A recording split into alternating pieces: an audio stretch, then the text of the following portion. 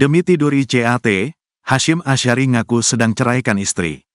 Demi melampiaskan hasrat mendekati dan meniduri Chat, Panitia Pemilihan Luar Negeri, PPLN, Belanda Wilayah Den Haag, ex-ketua KPU Hasyim Asyari melakukan segala cara dan upaya. Dari putusan Dewan Kehormatan Penyelenggara Pemilu, DKPP, terungkap Hasyim Asyari merayu Chat dengan menyatakan bahwa ia sedang dalam proses cerai dengan istrinya. Bahkan Hasyim Asyari merubah PKPU tentang tata kerja tahun 2022, di klausul sebelumnya bahwa sesama penyelenggara pemilu selama masa jabatan melarang pernikahan, pernikahan siri dan tinggal bersama tanpa ikatan perkawinan. Anggota DKPP J. Kristiadi menjelaskan tindakan asusila yang dilakukan Ketua KPU Hasyim Asyari, berkaitan dengan perubahan PKPU tentang tata kerja tahun 2022. Bahwa PKPU nomor 5 tahun 2022 tentang tata kerja KPU mengubah ketentuan pasal 90 ayat 4. Peraturan KPU nomor 4 tahun 2021. Pasal 90 ayat 4, itu sebelumnya melarang pernikahan, pernikahan siri dan tinggal bersama tanpa ikatan perkawinan yang sah dengan sesama penyelenggara pemilu selama masa jabatan.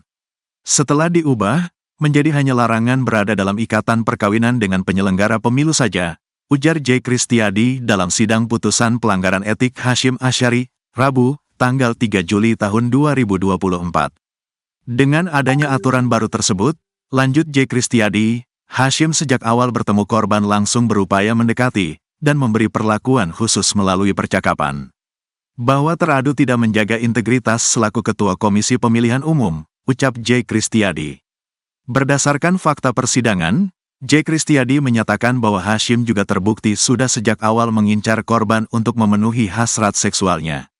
Bahkan, Hasyim terbukti beberapa kali mencari kesempatan untuk bisa bertemu empat mata dan bepergian dengan korban. Teradu berupaya menjalin hubungan pekerjaan, namun di sisi lainnya menyusupkan kepentingan pribadinya untuk memenuhi hasrat pribadinya yang bersifat seksual, ungkap J. Kristiadi. Selain itu, terungkap pula bahwa Hasyim merayu dan memaksa Chat untuk berbuat asusila di hotel tempatnya menginap di Belanda pada tanggal 3 Oktober tahun 2023. Setelah kejadian tersebut, pengadu, korban, dan teradu, Hasyim, beberapa kali jalan bersama di Amsterdam, sampai dengan kepulangan teradu ke Jakarta pada tanggal 7 Oktober tahun 2023, kata anggota DKPP Ratna Dewi Petalolo. Proses cerai. Dalam sidang yang digelar Dewan Kehormatan Penyelenggara Pemilu, DKPP, Chat mengaku dirayu secara paksa oleh Hasyim Asyari agar mau memuaskan nafsu seksnya.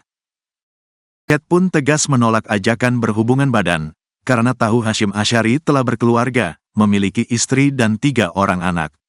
Chat dalam pengakuannya, enggan jadi perusak rumah tangga orang.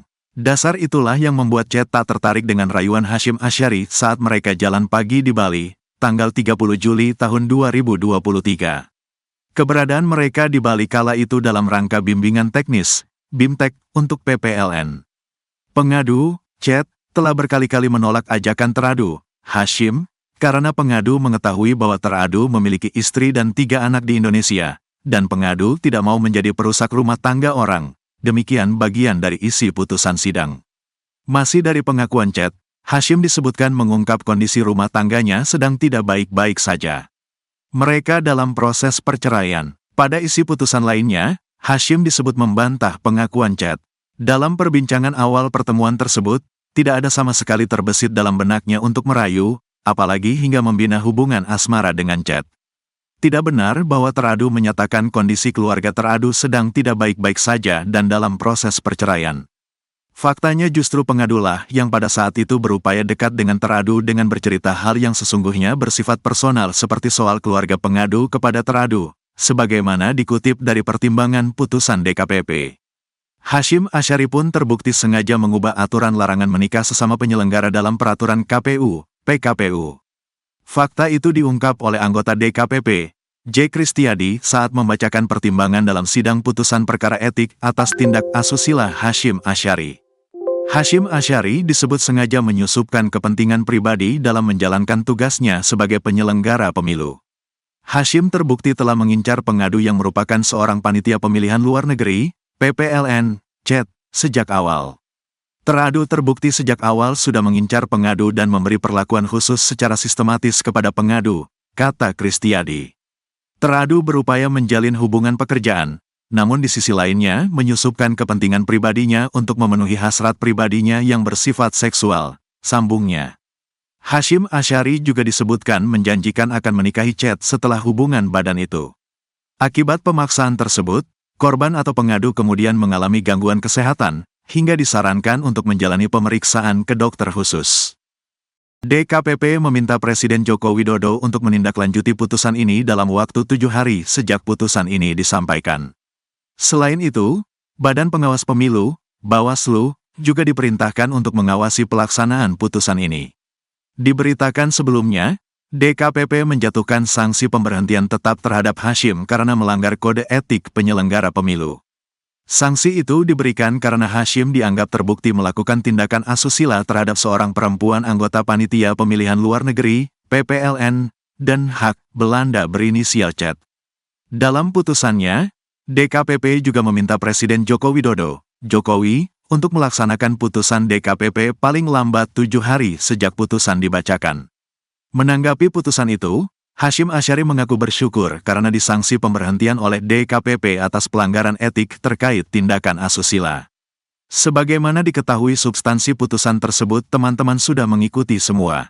Pada kesempatan ini saya ingin menyampaikan saya mengucapkan Alhamdulillah, ujar Hasyim di gedung KPU RI, Jakarta, Rabu sore. Hasyim kemudian menyampaikan terima kasih atas putusan sanksi yang dijatuhkan oleh DKPP karena membuatnya terbebas dari beban berat sebagai anggota KPU. Vincent dan Desta. Nama Vincent Rompis dan Dedi Mahendra Desta hingga Boyen terseret dalam kasus dugaan pelanggaran tindak asusila Ketua Komisi Pemilihan Umum, KPU, RI Hasyim Asyari. Hal itu terungkap dalam sidang putusan Dewan Kehormatan Penyelenggara Pemilu, DKPP, RI yang digelar Rabu, tanggal 3 Juli tahun 2024. Dalam putusan yang berakhir dengan pemecatan Hasyim Asyari, anggota Majelis DKPP, J. Kristiadi mengungkap peran Vincent dan Desta bersama Boyen. Dijelaskannya, Hasyim Asyari sempat meminta video ucapan dari artis Vincent Rompis, Desta, dan Boyen selaku pembawa acara temu wicara di salah satu stasiun televisi swasta. Video itu disiapkan Hasyim Asyari dan selanjutnya justru dikirimkan melalui aplikasi pesan kepada Panitia Anggota Pemilihan Luar Negeri, PPLN, Chat, yang diduga menjadi korban tindak asusila. Informasi video ucapan itu disampaikan oleh anggota KPU RI, Betty Epsilon Idros, dalam sidang sebelumnya saat dipanggil DKPP untuk memberi keterangan sebagai pihak terkait. Hasyim dan Betty sempat melakukan tapping syuting di salah satu stasiun televisi swasta dalam rangka sosialisasi pemilu 2024 dalam program Tonight Show bertema, Pemilih Muda, Ayo ke TPS, pada tanggal 24 Oktober tahun 2023.